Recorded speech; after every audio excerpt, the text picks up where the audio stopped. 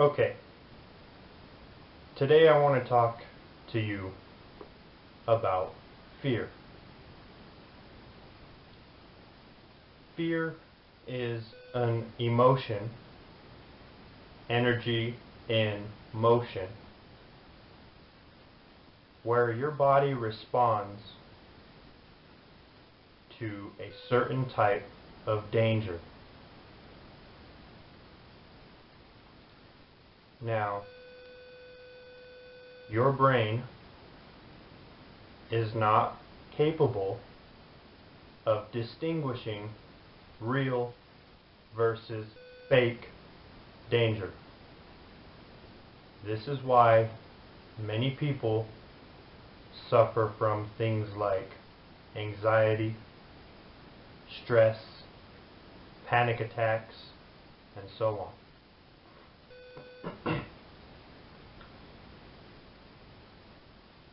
Naturally, as a survival instinct, your body has a reaction when it perceives danger. It sends your body into a type of survival mode. Your body will release a hormone that is familiarized as epinephrine, otherwise known as adrenaline. Now, this hormone does one of many things. It'll raise your heartbeat, pumping blood to various muscles, enabling your body to function at high capacity under high stress, allowing you to either fight or run. Your legs will start to feel weak. You'll get shaky. You'll get tunnel vision. Things like that start to happen. Many people refer to this as a startle reflex or a fight or flight response. Okay, though here it is a little bit different, because it becomes problematic when we as humans are in this state the majority of our time. Okay? You'll hear a famous quote sometimes on the internet or wherever, and it is that fear is false evidence appearing real. I would say the majority of the time that is absolutely and totally true. Because your brain cannot perceive real versus fake danger, it is quite literally false evidence appearing real. Now, as a survival instinct, your body perceives danger and it gets sent into that mode. That's where you decide whether you're going to fight or run or flight. Now that's great for a survival instinct, but many of those who suffer from stress, anxiety, and so on are in this state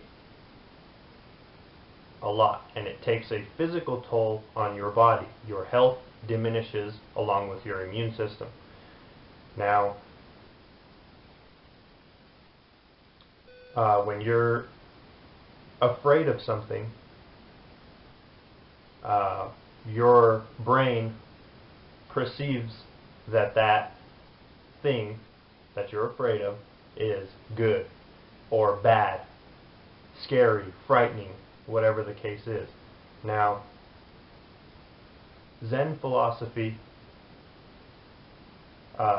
works off of the idea that nothing in the universe is neither good or bad.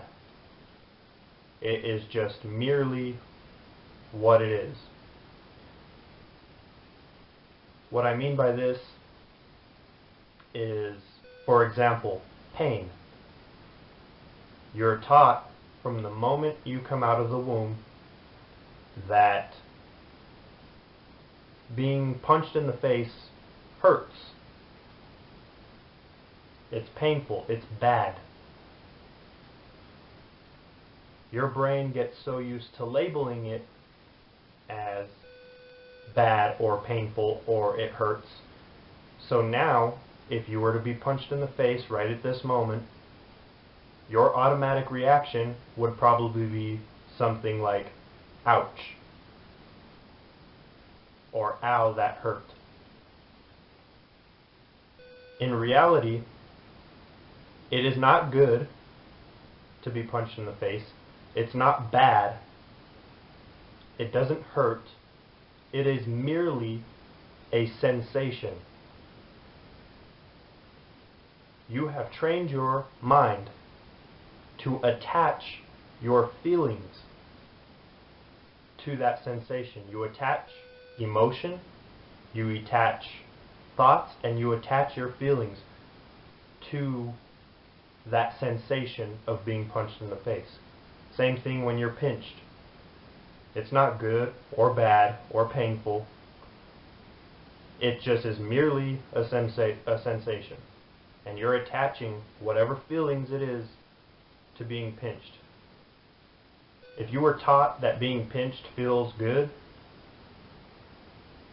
it could be that now, when you're pinched, you would think, ah, that feels good. But that's not the case.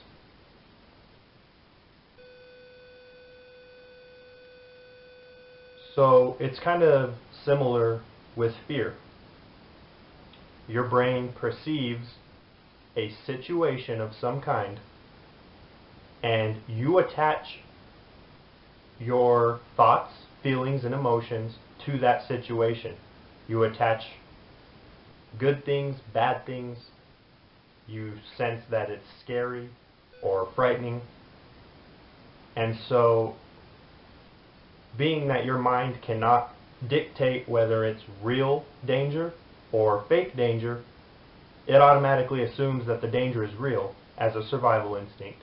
And so, whatever situation you're in is not good or bad or frightening. Your brain is just perceiving what the situation is, whether it's good, bad, or scary, or painful, or frightening. And so it actually starts to believe it, and then you feel like it is actually a scary, or frightening, or painful situation. When really, it is merely just a situation. You're just labeling it as scary, or painful, or frightening. To mitigate this fear, we use a variety of different coping mechanisms.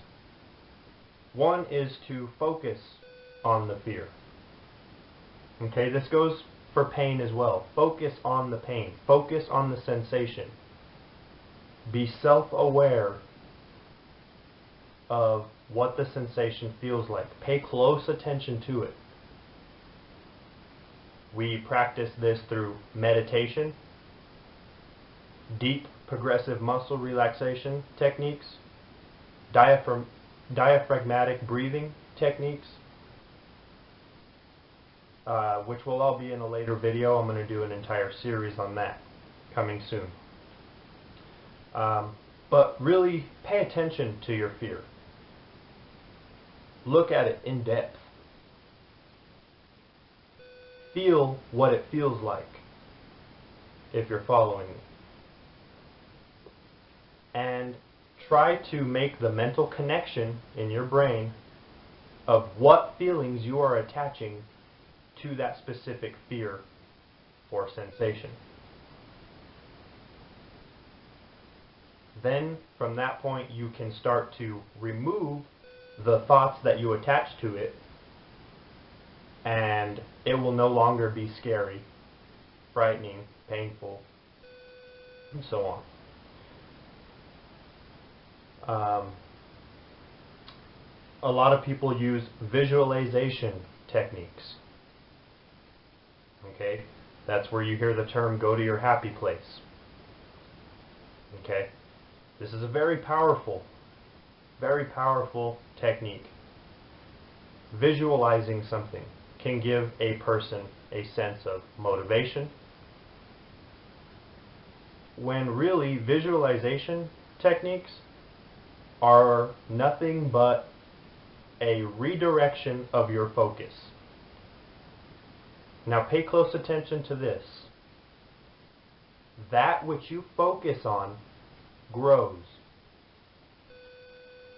If you focus on negative thoughts, negative feelings, and negative patterns and habits, those negative thoughts, feelings, and habits are going to grow. If you focus on positive thoughts, positive habits, and positive feelings, those positive things are going to grow likewise. Redirecting your focus can also be practiced through meditation, so on. Many other different types of cognitive behavioral therapies and ritualistic practices, whether Western or Eastern, doesn't matter. And basically that is what fear is. Okay? It's just a perception. Fear is created in your mind. Fear is not a tangible thing. It's very similar to love. It's very similar to an idea, is basically what it is. It's not a real thing. Okay? When I look outside and I see a tree or a rock, that is a real thing. Fear is not. Fear is simply an idea. It's made up in your mind. And through learning to control your mind, you can obliterate that fear totally and completely. Stay tuned for more videos. I appreciate you watching, and I hope you learned something.